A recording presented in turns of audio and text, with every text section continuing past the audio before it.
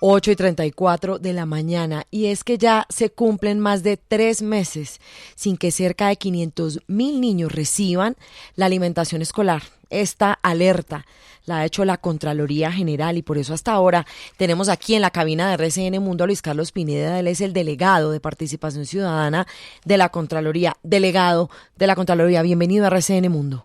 Muy buenos días, Carla, a todos en la mesa de trabajo. Y pues sí, nosotros como Contraloría General de la República, aquí trabajando en el tema de vigilancia propia de los programas de alimentación escolar y pues reportando estas lamentables situaciones.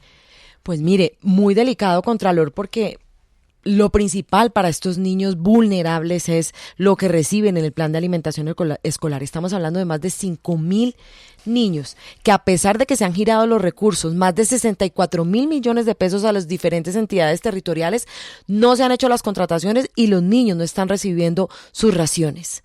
¿Esto es así? Aquí estamos hablando de cerca de 7 millones de niños, niñas y adolescentes en el país, una población vulnerable, donde se asignan unos recursos anuales, sobre todo para la vigencia 2022, en el orden de 1.2 billones de pesos, de los cuales pues debe garantizar una prestación de servicio para cerca de 180 días. Sin embargo, pues se presentan estas dificultades, sin hablar de otras asociadas a temas de calidad, pero en este caso de cobertura, donde inclusive ya se han superado días, digamos 120 días calendario, y no se ha podido prestar el servicio. Entonces los recursos está también todo un esquema de contratación, pero estas contrataciones no se surten y no se reporta el inicio de la alimentación escolar en distintos departamentos y entidades territoriales. Contralor Pineda, ¿en qué regiones del país se está presentando el fenómeno? ¿Quiénes son los responsables de este caso que afecta a 500.000 niños colombianos? Bueno, los casos más, digamos, llamativos en esta situación, estamos hablando de Buenaventura, igualmente de Neiva, Magdalena, Sucre y Sincelejo. ¿Y por qué? Porque estas entidades territoriales se han superado más de 100 días calendario de lo que tiene que ver con los 180 días que tienen que facilitar la prestación del servicio.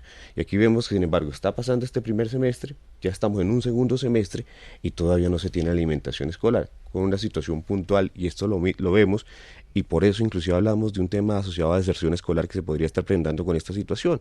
Los niños van al colegio por su comida. Además de la enseñanza, la formación, los niños van por comida a recibir su ración escolar, y pues es muy grave que en este momento no se esté dando la alimentación.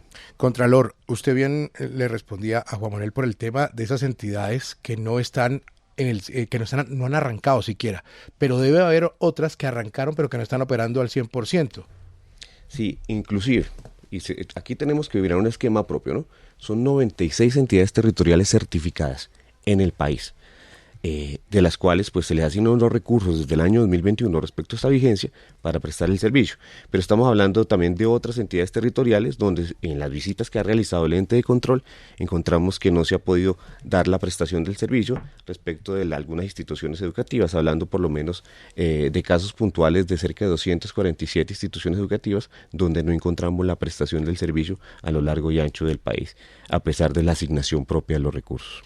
Usted decía más de 240 visitas a instituciones educativas. Además de que no se está prestando el servicio, ¿qué han encontrado de los que sí la están prestando? Porque también se sabe que hay deficiencias en ese servicio que están entregando a los niños. La alimentación escolar tiene que ir dada también con un tema de infraestructura. La alimentación escolar no solamente la entrega de una ración, sino que tiene que darse unas condiciones de infraestructura para garantizar una calidad de este servicio. Encontramos dificultades donde en algunos escenarios no hay un comedor adecuado, no hay una refrigeración adecuada, no hay unos lugares de almacenamiento, y pues esto que genera que efectivamente se afecte la calidad en lo que tiene que ver con la prestación y los ingredientes propios de las raciones de la alimentación escolar en nuestro país. Pero hablando propiamente de esos ingredientes, de esa calidad de ese alimento que reciben estos niños, ¿qué ha podido establecer la Contraloría? Porque las críticas son enormes, inclusive usted ve en redes sociales hasta videos, fotos, en todo el país. Nosotros tenemos que ver una situación puntual. La alimentación escolar obedece unos lineamientos, y estos lineamientos tienen que generar como unos temas propios de unos ingredientes, hablándolo en este sentido. Unos cereales, unas proteínas, unos temas también asociados a unos lácteos. Sin embargo, en algunos casos encontramos que no les están dando como tal la minuta Es decir, a veces se prescinde mucho de la proteína porque se habla de que se han subido los precios y que efectivamente esto está afectando las condiciones contractuales, y en otro lado se entrega el producto pero son con una pésima calidad, inclusive en algunos casos no se tiene el registro INVIMA. Entonces esto que genera que efectivamente se den unos casos como se reportaron hace un mes, donde efectivamente se estaba hablando de niños que podían estar inclusive enfermos con la alimentación escolar que se les estaba brindando. Además de cobertura, también se tiene que hablar de calidad, y sobre todo debemos tener una claridad con este tema puntual frente a la inocuidad de la alimentación. Contralor, menciona usted regiones como Buenaventura, Neiva, Magdalena, en fin. En el caso particular de Buenaventura siempre se ha hecho una denuncia en los últimos años o décadas por la situación de pobreza que hay allí.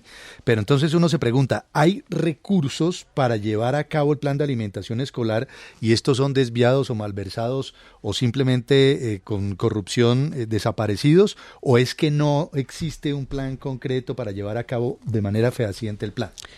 Aquí lo que estamos observando, por lo menos en el caso de Buenaventura, y esto parte de otras entidades territoriales, es que se tienen los recursos, pero no se observa el principio de planeación. Para el año 2022 ya tenía que darse eventualmente los estudios de contratación propiamente finalizando el año 2021 para garantizar que cuando el niño entre tenga su alimentación. Pero en el caso de Buenaventura, digamos, los niños no son una prioridad, es lo que estamos viendo, y en ese sentido vemos que hasta ahora está generándose el ejercicio propio de contratación y donde efectivamente ya está superando inclusive una brecha de 120 días.